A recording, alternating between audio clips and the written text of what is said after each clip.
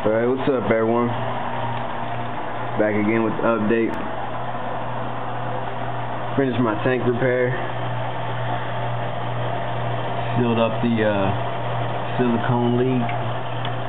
Water tested it for about 2-3 days. So now it's all good. Fish are back in it. Swimming and happy. A couple of them had babies. So,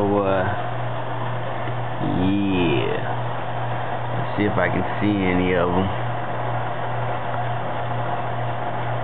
They're, down there in the plants. But, I don't know. They come out every now and then. So,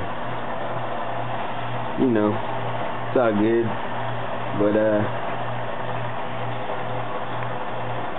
if you have a tank with the leak, there's some great videos on YouTube.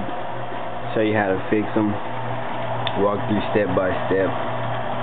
So, helped me out a lot.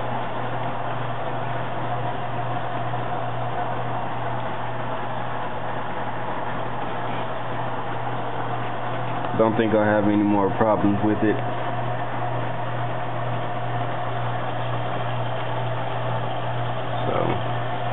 Once again, my 55-gallon cichlid tank. Peace out. Yeah.